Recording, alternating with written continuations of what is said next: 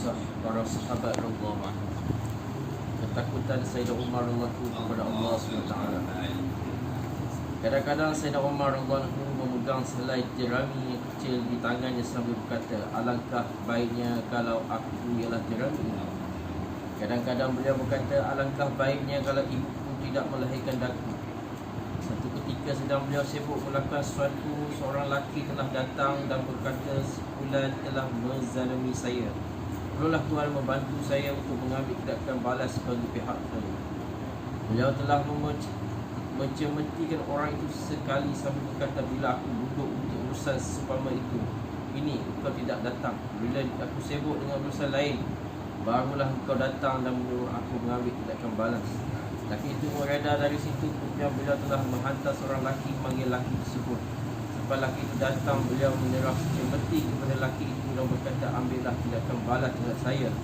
Laki itu berkata, setelah memaafkan Tuhan kerana Allah, Sayyidina Umar telah pulang ke rumah dan mengerjakan solat 2 rakaat. Setelah itu beliau berkata kepada diri sendiri, wahai Umar, dahulu kamu rendah, Allah yang telah meninggikan kamu. Lalu kamu sesat, Allah lah yang telah memberi hidayah kepadamu. Dulu kamu hina, Allah lah yang telah memuliakan kamu.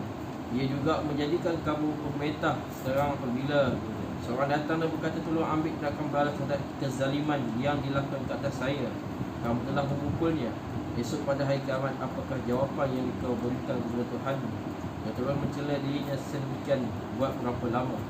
Ada Aslam radhiyallahu anhu berkata, hamba kepada Sayyidina Umar radhiyallahu anhu menceritakan pada suatu ketika, dan saya dan Sayyidina Umar radhiyallahu anhu berjalan menuju Harah. Harah adalah satu tempat berhampiran Madinah. Di suatu tempat kelihatan api yang sedang menyala di padang pasir. Sayyidina Umar radhiyallahu anhu berkata, mungkin itu ialah kafilah yang tidak sempat masuk ke bandar kerana menjelang malam. Marilah kita pergi melihat keadaan mereka dan menguruskan keselamatan mereka pada waktu malam. Setiba di sana, kelihatan seorang wanita bersama beberapa orang anak yang sedang menangis dan meraung-raung terhadap batu periuk yang penuh dengan air diletakkan di atas dapur yang sedang menyala. Dia telah memberi salam dan meminta izin, lalu menghampiri mereka bertanya, kenapakah budak-budak ini menangis? Wanita menjawab, mereka menangis kerana sangat lapar. Sayyidina Umar radhiyallahu anhu bertanya lagi, apakah yang ada dalam periuk itu? Wanita itu menjawab, hanya air yang diisikan dan diletak di atas api untuk menenangkan mereka supaya mereka tidur. Hanya Allah yang akan membuat keputusan antara aku dengan Amir Mukminin Umar kerana beliau tidak menghiraukan kesempitanku. Sayyidina Umar radhiyallahu anhu mula menangis dan berkata, semoga Allah merahmati, sebab bagaimana Umar dapat mengetahui keadaan. Wanita itu berkata lagi, dia Amir kami tapi masih tidak mengambil tahu hal kami. Ada Asram radhiyallahu anhu berkata, Sayyidina Umar radhiyallahu anhu telah membawa aku pulang bersama beliau dan telah mengisi satu karung dengan tepung, kurma, minyak sapi dan beberapa helai pakaian serta sedikit wang. Dia telah mempenuhkan karung itu. Kemudian beliau berkata, letaklah karung itu di atas belakangku. Saya berkata, biarlah saya membawa karung ini. Beliau berkata, tidak, letaklah di belakangku. Bila saya mendesak 2-3 kali, beliau berkata, adakah engkau yang akan memikul bebanan pada hari kiamat nanti? Aku yang akan memikul bebanan pada hari kiamat kerana akulah yang akan disoal tentangnya. Saya seorang berat hati telah meletakkan karung itu di atas belakang beliau.